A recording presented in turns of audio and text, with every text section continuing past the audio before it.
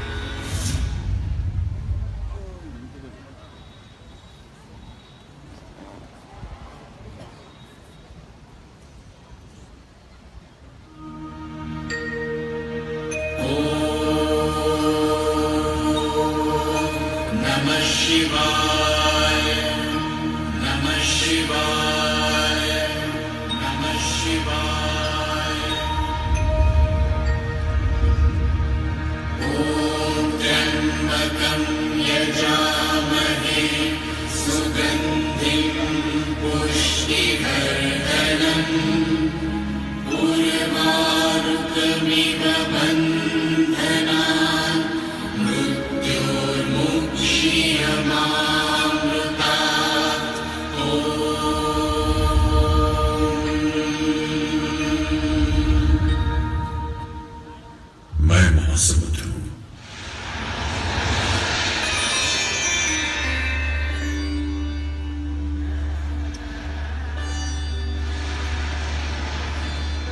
पश्चिम भारत के किनारे गरजता हुआ महादेव सोमनाथ और महातीर्थ प्रभास के साथ न जाने कितने युगों को देखता आ रहा हूं।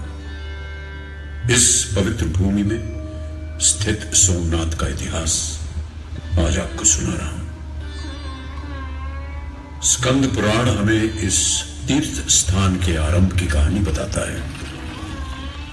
वडवानर जैसी तप्त अग्निशिखा के साथ जब ब्रह्मा की पुत्री श्री सरस्वती यहां पर आई तो हिरण्य, वज्र, न्यंक और कपिल नाम के 4 तपस्वियों ने उनका स्वागत किया। सरस्वती यहां 5 धाराओं में प्रकट हुई और वडवानर को मैंने महासमुद्र ने अपने अंदर समा लिया।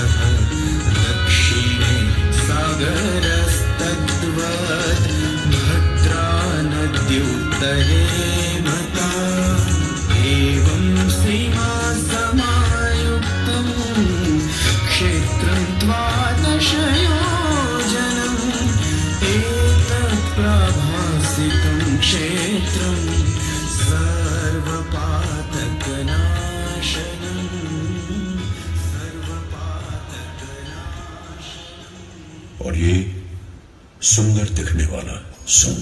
बोलो वत्स, तुम्हारा कैलाश पर्वत तक आना कैसे हुआ? हे देवों के देव, प्रणाम। मैं ऋषिवर अत्रि और देवी अनुसुया का पुत्र सोम हूं। दक्ष प्रजापति ने मुझे क्रोधित होकर श्राप दिया कि मुझे क्षय रोग हो जाए। भगवान, मुझ पर दया कीजिए।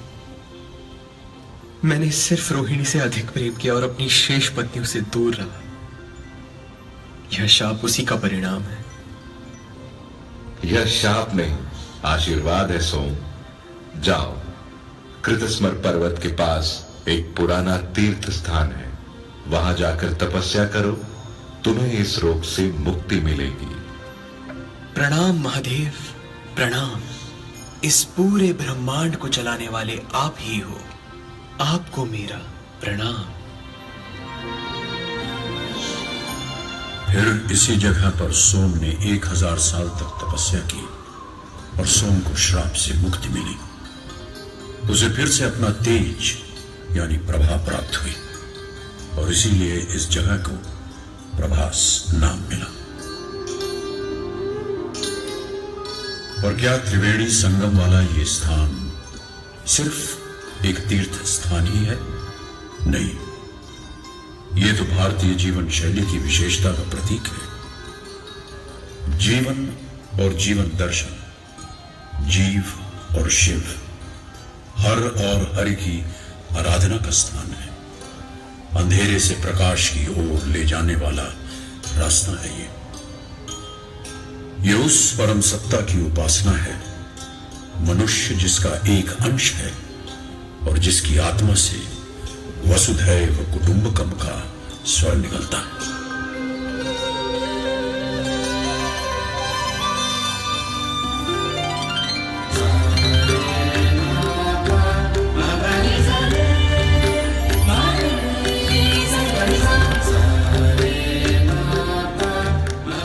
सात करोड़ 99,25,100 से ज्यादा वर्ष हो गए उस बात को।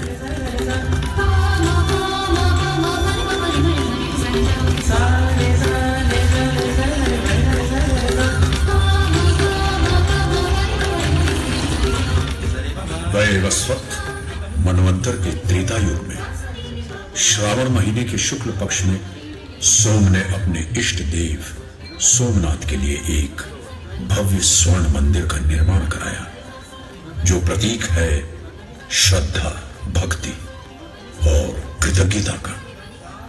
सोमनाथ ज्योतिर्लिंग महादेव के 12 ज्योतिर्लिंगों में सर्वप्रथम माना जाता है।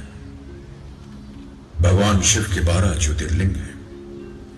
सोमनाथ गुजरात में, मल्लिकार्जुन आंध्र प्रदेश के श्रीशैलम में, महाकालेश्वर और ओंकारेश्वर मध्य प्रदेश में, केदारनाथ हिमालय में, त्र्यंबकेश्वर, भीमाशंकर और घृष्णेश्वर महाराष्ट्र में, विश्वनाथ काशी उत्तर प्रदेश में, नागेश्वर द्वारका गुजरात में, बैद्यनाथ झारखंड में और रामेश्वरम तमिलनाडु में स्थित है।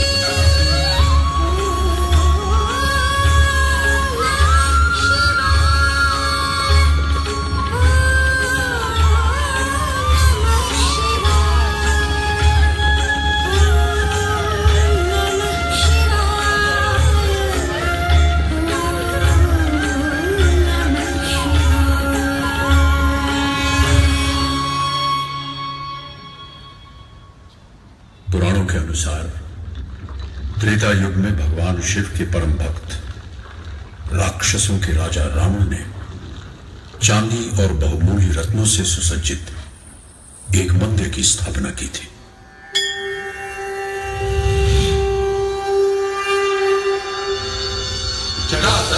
जल प्रवाह पावितस्थले करेवलंब्य लंबितां भुजंगतुंगमालिका दमट्टमट्टमट्टमन्निनादवट्टमर्वयं चकार चंड तांडवं तनोतु न शिव शिवम्। जटाकटासमप्रमप्रमं निलिम्बनिर्जरी विलोलवीचि वल्लरी विराजमानमूर्धनि तगत्तगत्तगज्ज्वलल्ललाटपट्टपावके किशोरचन्द्रशेखरे रतिप्रदीक्षणम् धराधरेन्द्रनन्दनी विलासबन्धुबन्धुर स्फुरद्दिगन्तसन्तति प्रमोदमानमानसे कृपाकटाक्षधोरणी निरुद्धदुर्धरापति पते दिगम्बरे मनोविनोदमेतुमस्तुनि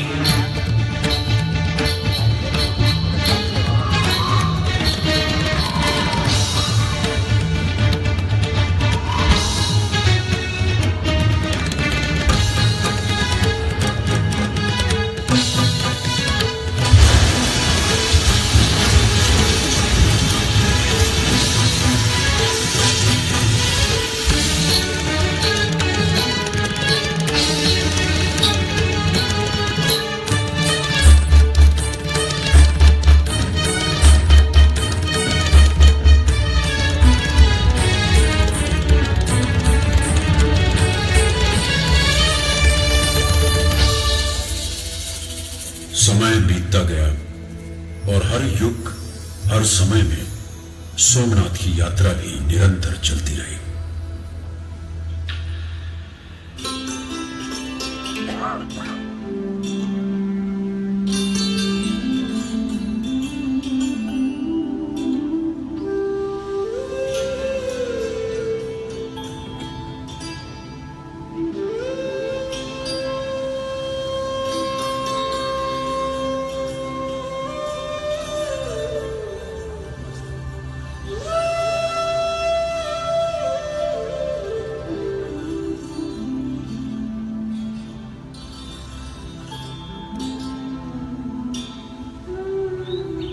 सुना आपने श्री कृष्ण की बंसी का स्वर।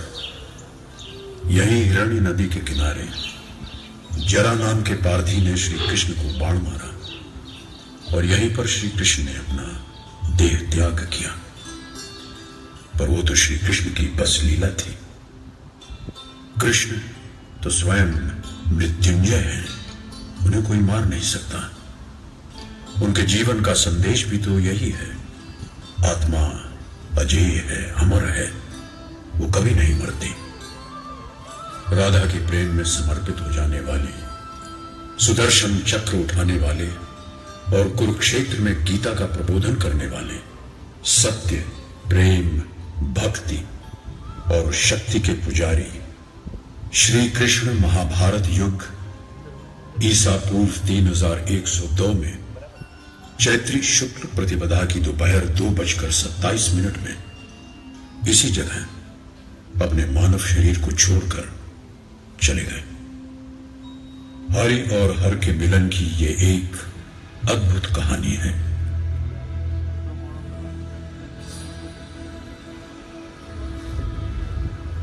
युग बीतते गए, चीजें बनती और बिगड़ती गईं, मगर ईश्वर की आराधना हमेशा यहां होती रही। भगवान, भक्त और भक्ति की आराधना यहां गूंजती रही। स्कंद पुराण के अनुसार दूसरी सदी की शुरुआत में भगवान शिव के भक्त पाशुपत ब्राह्मणों ने यहां शिव समुदाय को मजबूत किया। 349 ईस्वी में प्रभास बंदरगाह में व्यापार बहुत ही फल फूल रहा था। बाहर के व्यापारी भारत से हीरे जवाहरात, आभूषण और अनमोल कलाकृति खरीदते और बदले में भारत को सोने और चांदी देकर जाते थे।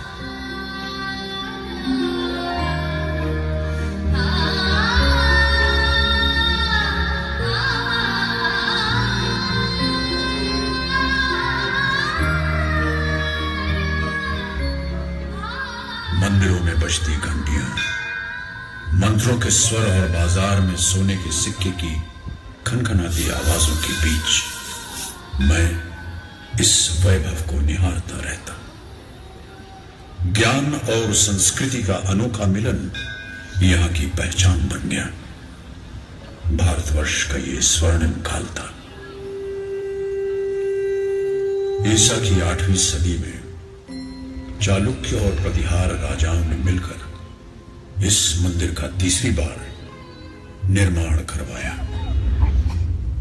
सोमनाथ मंदिर में हीरे, मोती, माणिक जैसे कई बहुमूल्य रत्नों से सजे कई स्तंभ थे और मंदिर के गर्भगृह के केंद्र में देवाधिदेव भगवान शिव का ज्योतिर्लिंग हवा में बिना किसी आधार के जमीन से ऊपर स्थापित किया गया।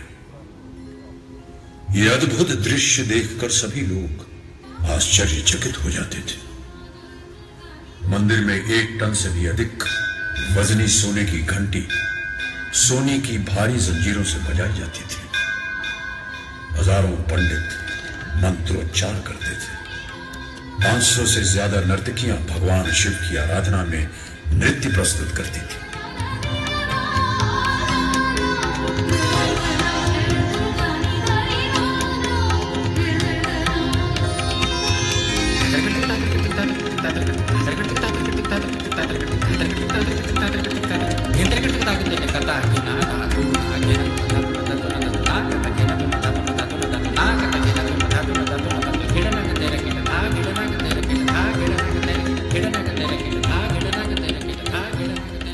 संदल और कपूर से वातावरण सुगंधित बना रहता था। उस पर भगवान सोमनाथ का सजा हुआ चमत्कारिक स्वरूप मानो धरती और स्वर्ग का संगम स्थल हो। भारत के अलग अलग जगहों से राजा, महाराजा, साधु, ज्ञानी, तपस्वी और भक्त यहां आकर भगवान सोमनाथ के चरणों में अपनी भेंट चढ़ाते थे। गुर्जर प्रतिहार राजवी नागभट्ट ने मंदिर की मरम्मत करवाकर इस पुण्य तीर्थ को फिर स्थापित किया और सोमनाथ की आराधना की। इसी समय सिंध के उस पार एक छोटे से कस्बे गजनी में महमूद तैयारी कर रहा था एक और आक्रमण की।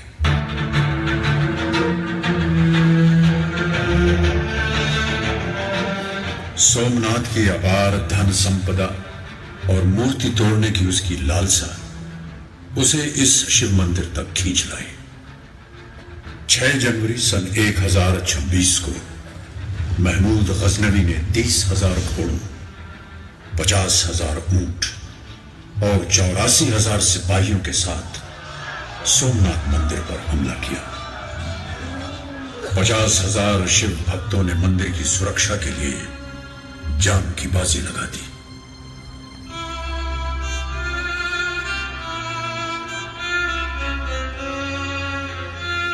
क्रूर महमूद गजनवी की लालसा कम नहीं हुई। वह सोने, चांदी, रत्न भंडारों और आभूषणों को हजारों हाथियों और ऊंटों पर लाद कर ले गया। नहीं लूट पाया सोमनाथ की महिमा और उसकी सांस्कृतिक धरोहर जो हमारी सबसे बड़ी संपत्ति है।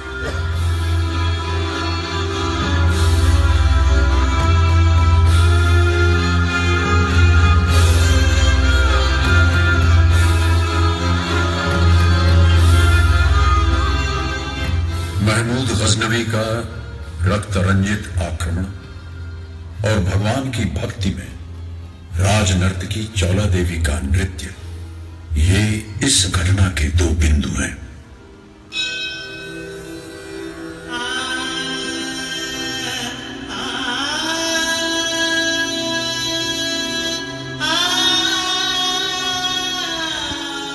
महारानी चौला देवी एक नर्तकी थी जो अपने नृत्य से नटेश्वर की पूजा करती थी।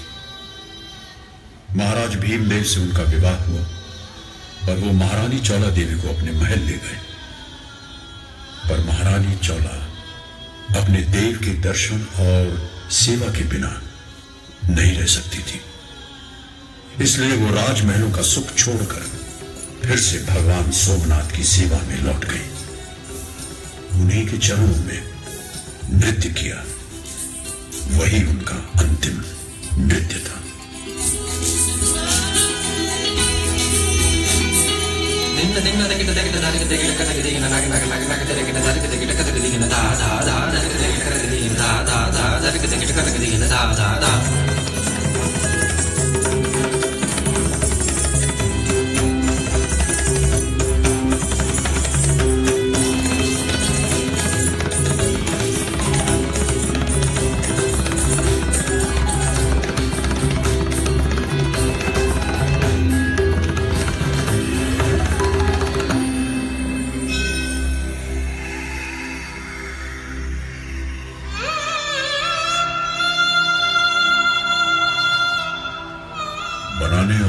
हारने का ये खेल बार बार दोहराया जाता रहा।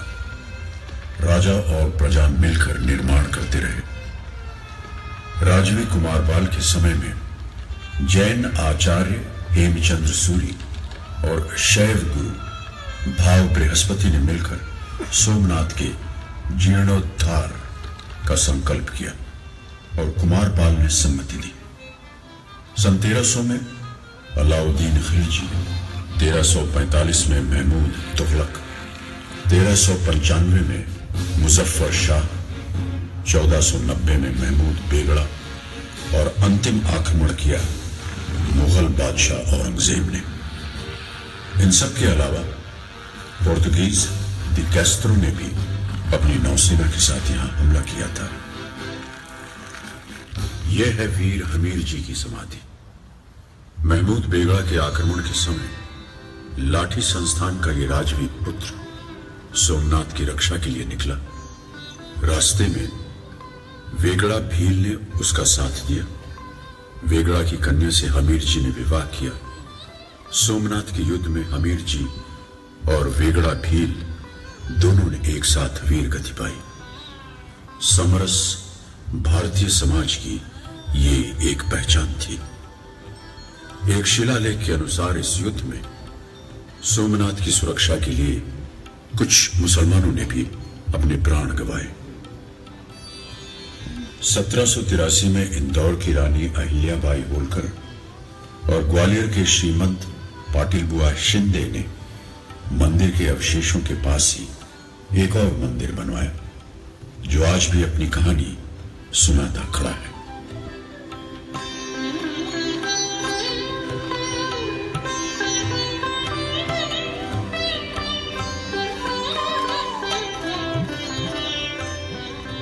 आदि शंकराचार्य से लेकर स्वामी विवेकानंद ने इस पवित्र भूमि की यात्रा की। मुझे आज भी स्मरण है वो पल जब 1892 की एक दोपहर टूटे और बिखरे हुए जमीन के टुकड़ों के बीच स्वामी विवेकानंद जी ने आंख बंद करके भारत माता का साक्षात्कार किया। फिर स्वतंत्रता का सूर्योदय हुआ।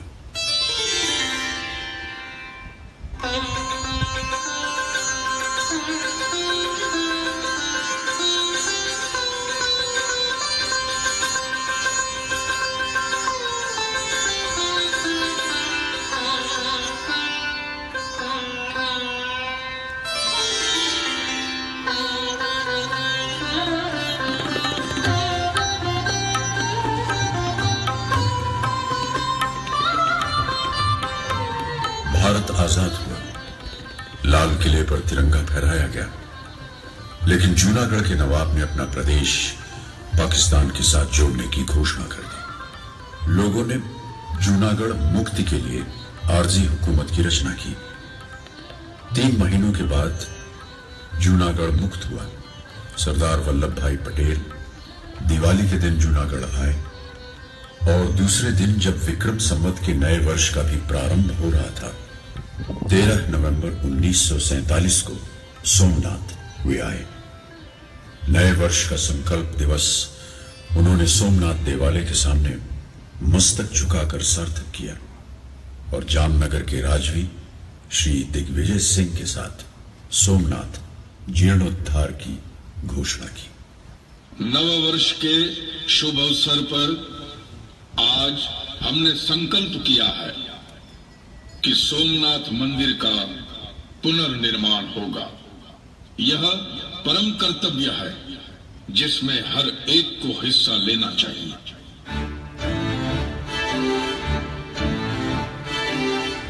टूटे हुए मंदिर का पुनर्निर्माण विनाश से फिर सृजन तक पहुंचने वाली भारतीय सांस्कृतिक परंपरा का एक महत्वपूर्ण संकेत था। 11 मई 1951 को हमारे प्रथम राष्ट्रपति डॉक्टर राजेंद्र प्रसाद ने ज्योतिर्लिंग की प्राण प्रतिष्ठा की। सरदार वल्लभ भाई पटेल, श्री कन्हैया लाल मुंशी, जामनगर के राजवी श्री दिग्विजय सिंह और श्री ढेबर भाई जैसे अनेक महापुरुषों के संकल्प का परिणाम है आज का परम दिव्य भव्य सोमनाथ।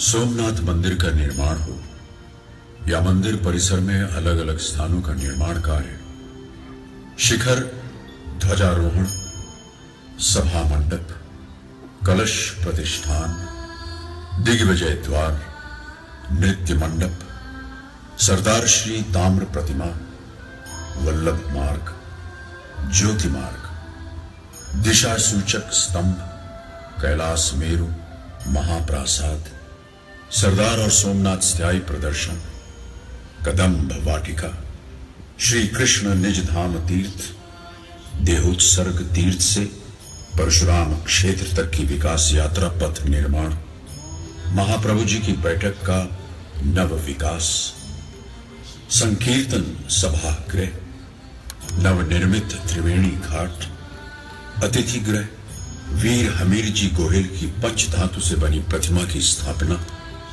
और संस्कृत विद्यापीठ, ये सभी उपलब्धियां सोमनाथ न्यास के प्रयासों का परिणाम है। 31 अक्टूबर 2001 को श्री सोमनाथ ज्योतिर्लिंग प्राण प्रतिष्ठा की स्वर्ण जयंती वर्ष के उत्सव में उस समय के प्रधानमंत्री श्री अटल बिहारी वाजपेयी ने कहा कि सोमनाथ भगवान की मूर्ति की प्रतिष्ठापना को आज 50 वर्ष हो गए। आज सरदार वल्लभ भाई पटेल की जयंती है, 125 साल उनको पूरे हो गए हैं। ये मणिकांचन का सहयोग है। अगर सरदार न होते तो शायद सोमनाथ इस रूप में न होता। आक्रमणकारियों ने सोमनाथ को भग्न कर दिया था, लेकिन जिस तरह से सोमनाथ का हमने पुनर्निर्माण किया और उसे ध्वस्त करने वाले, उसको खंडित करने वाले परास्त हो गए। सोमनाथ प्रतीक है हमारी सनातन संस्कृति का, हमारे शाश्वत धर्म का, भारत के इतिहास में निरंतर होने वाले परिवर्तनों का प्रतीक है। सोमनाथ प्रतीक है चिरंजीवी संस्कृति का। सोमनाथ प्रतीक है सतत संघर्ष का। सोमनाथ प्रतीक है हमारे राष्ट्रीय स्वाभिमान का।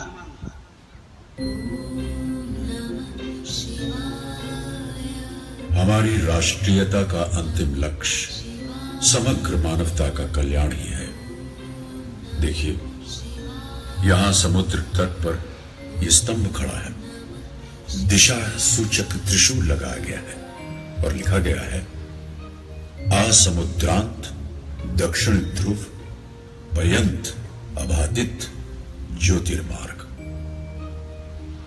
हाँ, इस तीर की दिशा में सीधे जाने पर दक्षिण ध्रुव तक कोई भूमि क्षेत्र नहीं आएगा, केवल जल मार्ग ही होगा। किस प्रकार हमारे पूर्वजों ने देशाटन को संस्कृति के साथ जोड़ने वाला यह अबाधित ज्योतिर्मार्ग स्थापित किया होगा, यह परम आश्चर्य है। मेरा महासमुद्र की गरजती लहरों का स्वर सोमनाथ भगवान के चरणों को छू रहा है। आज भी विशाल आकाश और भव्य शिखर से शोभित सोमनाथ मंदिर के प्रांगण में भारतीय संस्कृति को अभिव्यक्त कर रहे सनातन स्वर सुनाई दे रहे हैं। वसुधैव कुटुंबकम। भारत माता की जय। जय सोमनाथ।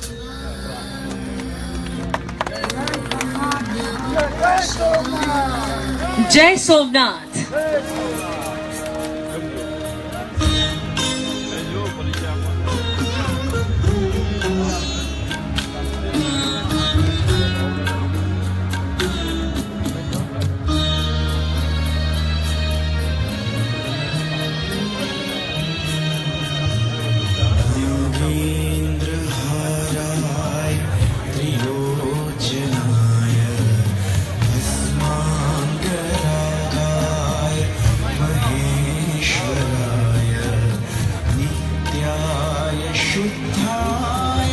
दिगंबराय तस्मै नमः। शिकाराय नमः शिवाय।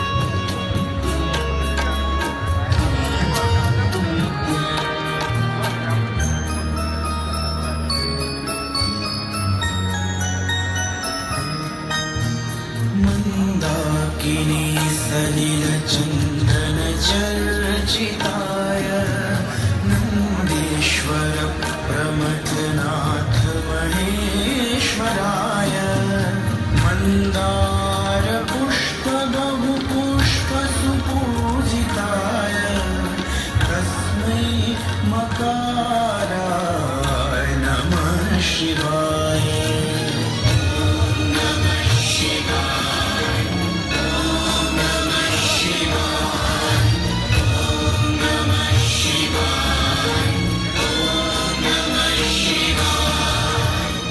शिवाय गौरी वदनाब्जवृन्द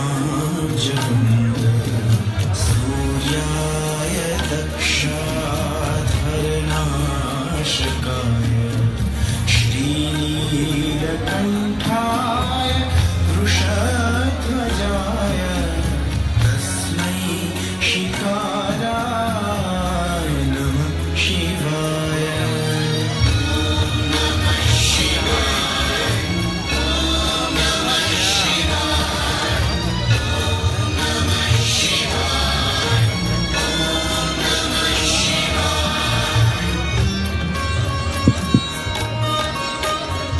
यह सिंध समंदर जिस वैभवी इतिहास का गवाह है, इस इतिहास को हम सभी ने यहाँ से देखा इस लाइट एंड साउंड शो के द्वारा। फिर से एक बार तहे दिल से स्वागत करते हैं सभी महानुभावों का। माननीय मुख्यमंत्री श्री नुरादेपूर्वक आभार व्यक्त करिए ते वो अत्र पधार्या।